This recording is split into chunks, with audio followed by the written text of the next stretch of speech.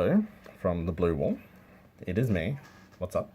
Now, what better way to enjoy your day off and still just before Arvo afternoon is to make a deck profile.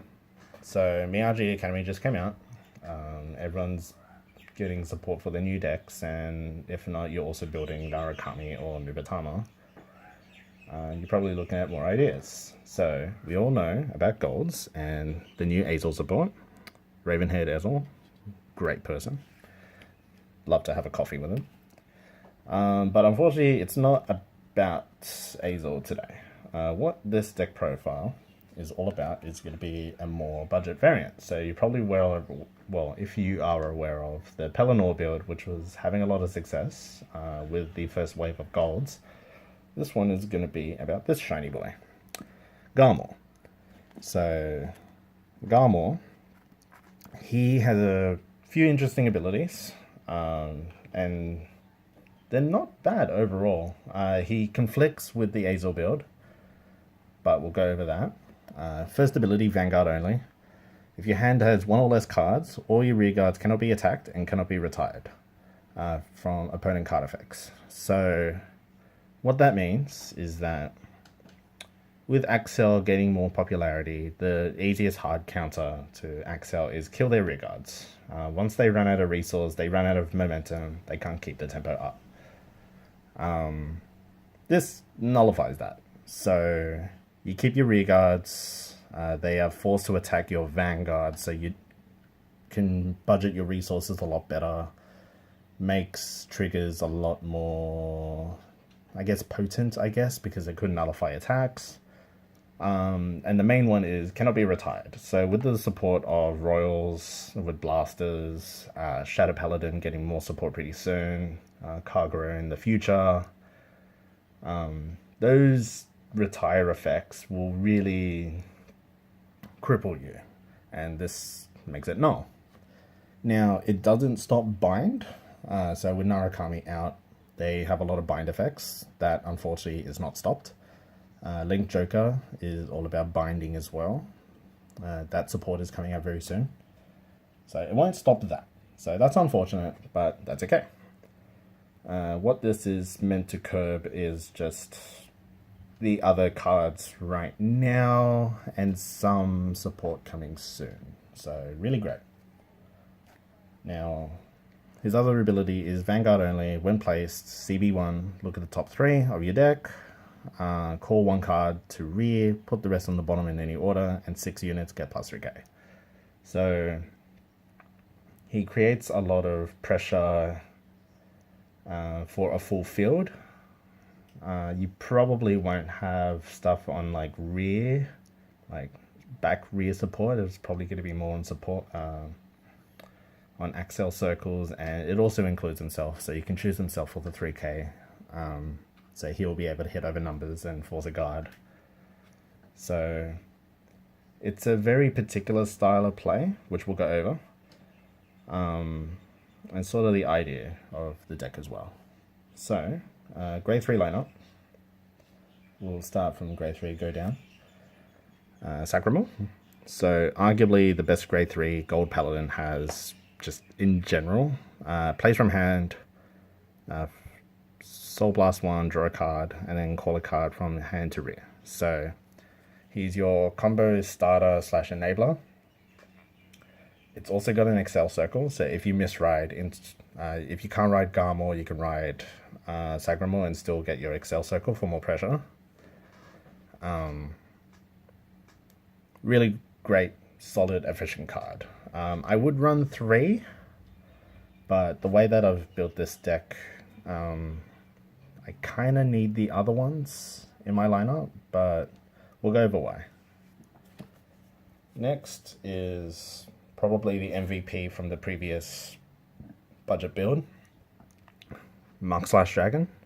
So Vanguard Rearguard, when it attacks, CB1, call a card from hand to rear, and it gets plus 5k. So 17k attack, your combo extender. So he has a lot of synergy with Garmor, because Garmor's first effect is your hand needs to have 1 or less. So with Twin Drive, you're going to get 2 cards. So you instantly lose that effect straight away. So with Mark Slash being able to call an extra card, if that card is something you can call, it'll put you back down to 1. Theoretically, if you had only 2 cards in your hand, it puts you back down to 1, which then you get the immunity shield effect, which is great. That's the idea of this deck, and that's pretty much how we're going to win. So overall, really solid card. Again, 2 is probably not enough, but the way that this deck is built, the deck slots are a bit tight. And having too many grade 3s which can't shield or anything can be a detriment. So we only have the 2. Now, the main pressure card in this deck is the new one, Belanus. If you've called 4 or more rear guards during this turn, it gets 20k. It also includes itself for the effect. So if you called 3 cards already, and then call this one as your 4th one, the effect happens. So he's 32 on his own, so a lot of pressure to begin with. Put it on Excel circle, it's 42. You're probably going to use the Garmor effect, so it's going to be 45. It's just a huge attacker. And if you can make him immune until your next turn, if you have 2 out on 2 Excel circles, that's really good. That's like a really good situation to be in. I run 3 because 2, you can get away with it. Realistically, you only need 2, but you can have the circumstances where you're going to see it in damage,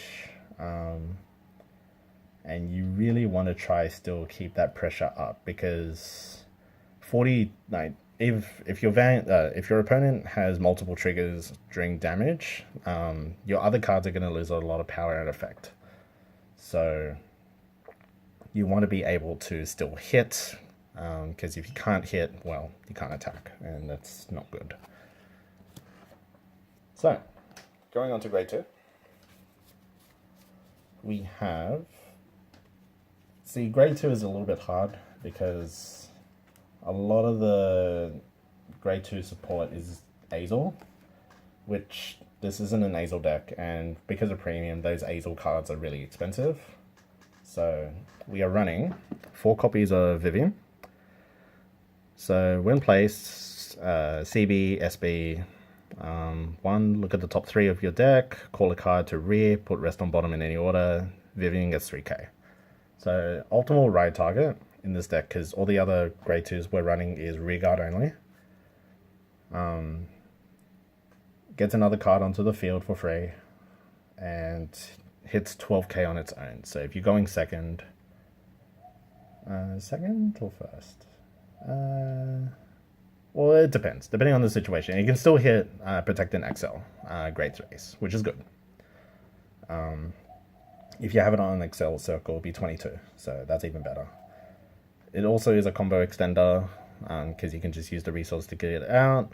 Soul Blast isn't really an issue for this deck anymore, because the main ride just uses Counterblast, so Counterblast is going to be an issue.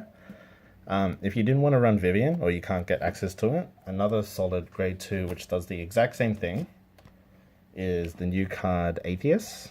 So pretty much all the same effects, except it's discard a card from your hand, and it doesn't get the power.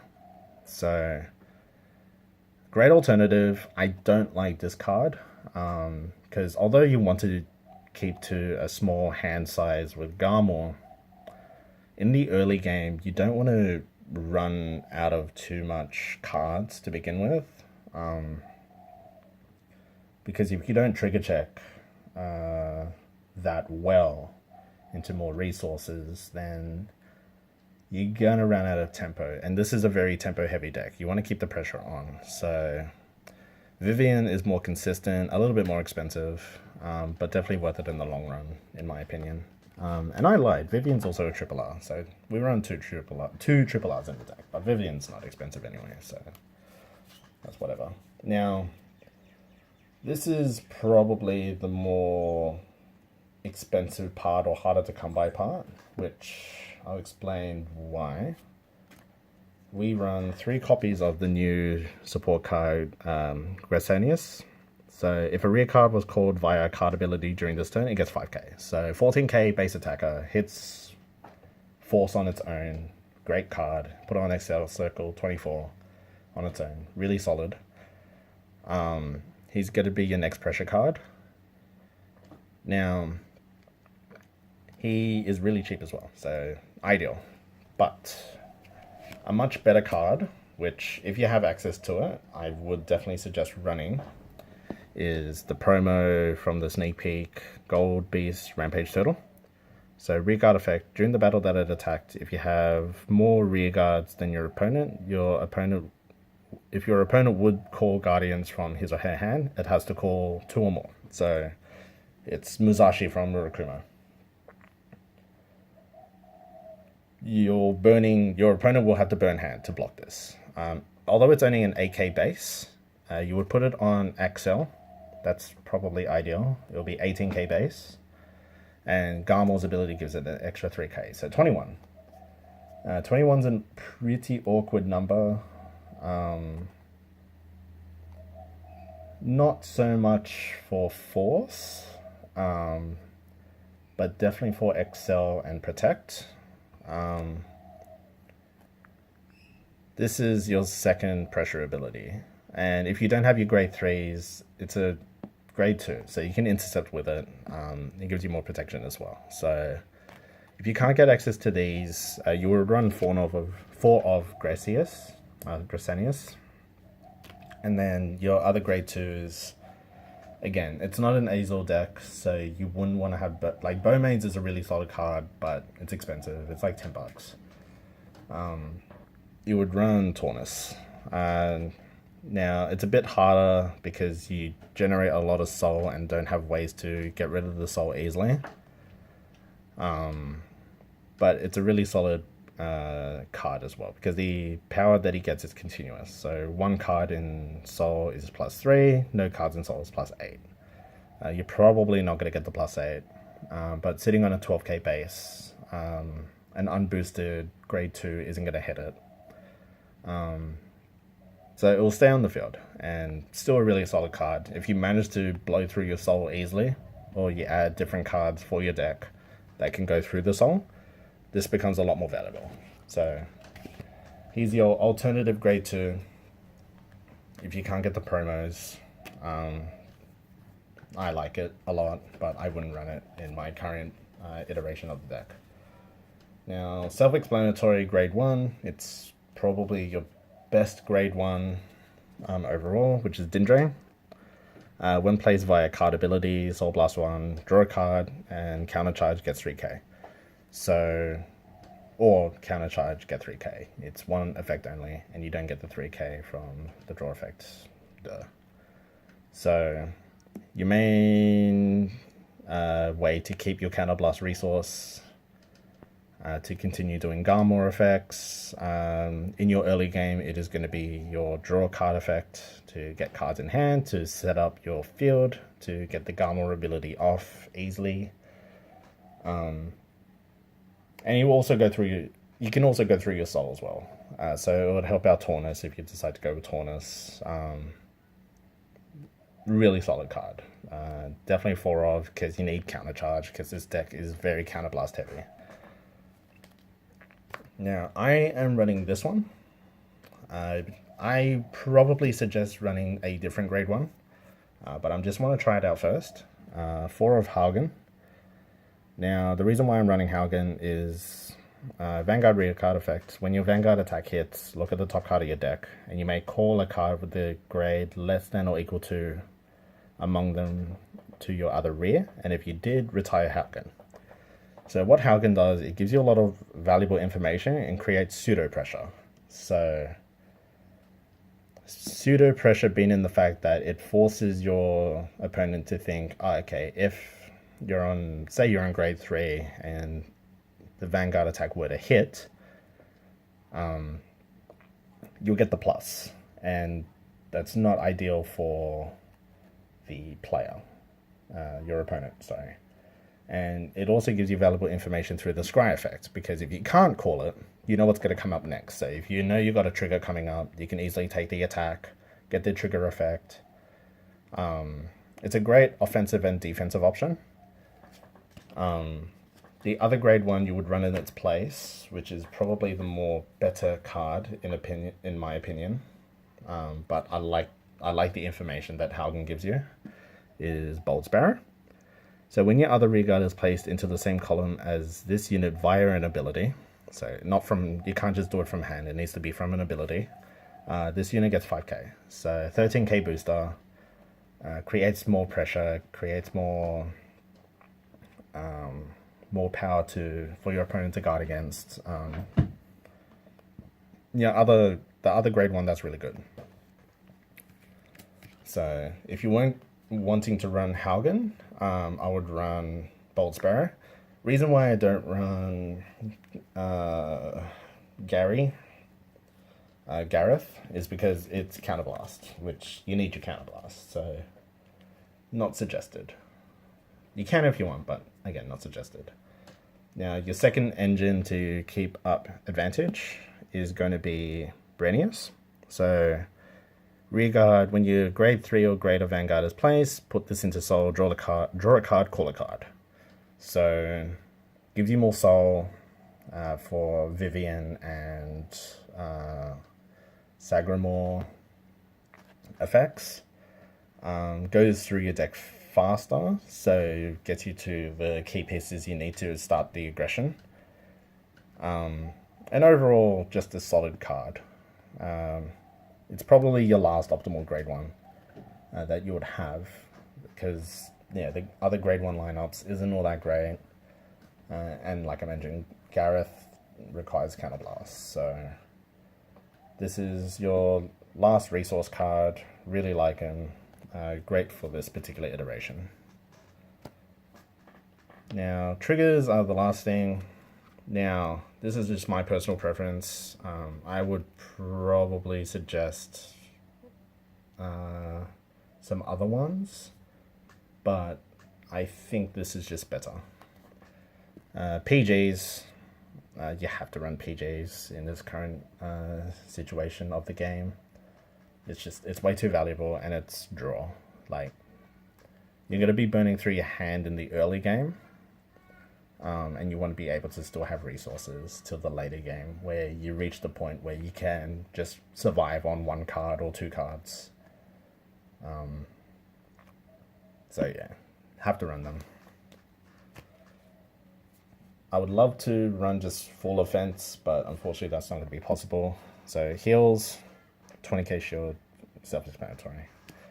Now this is where you can be a little bit more unique in your choices, but this is what I am doing.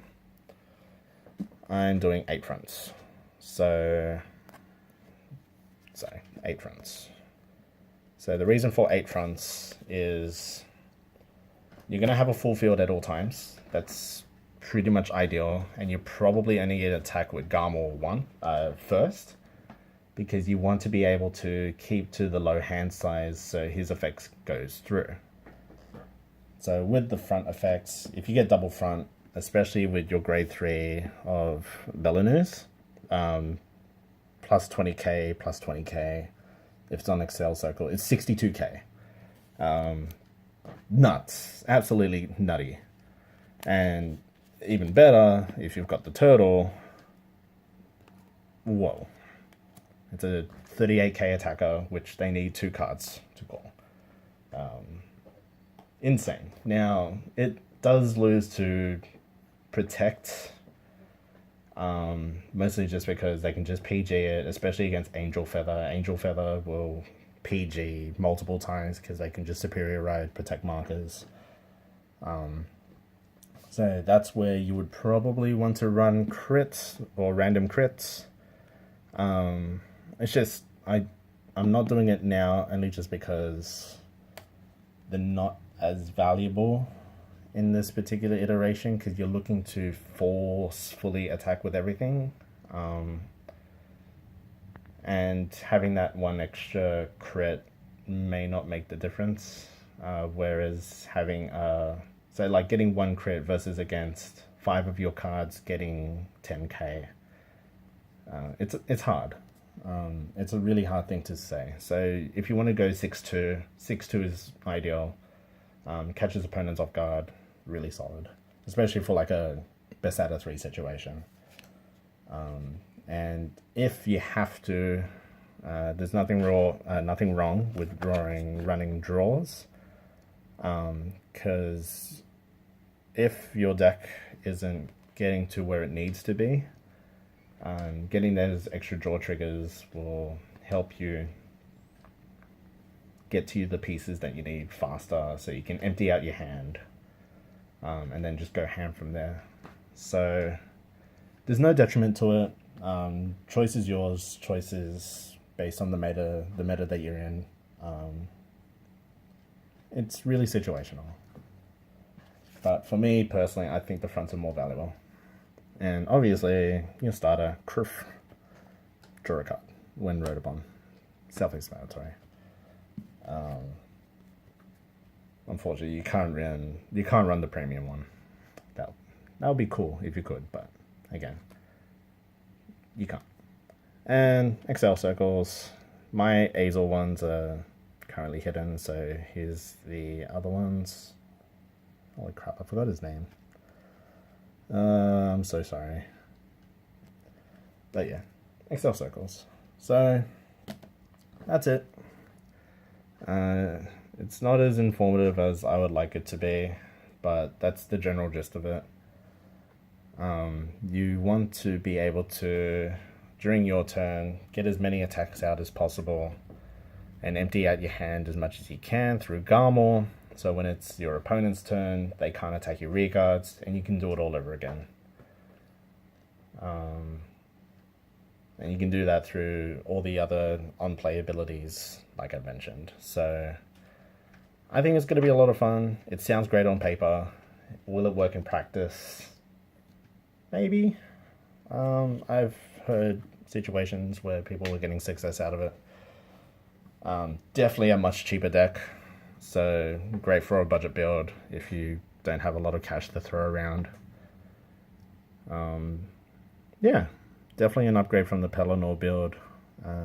If you bought into the new set, I would say this is stronger than Paladin, in my honest opinion. But that's just me. So I hope you enjoyed the video. Happy to answer any questions and comments if I get any.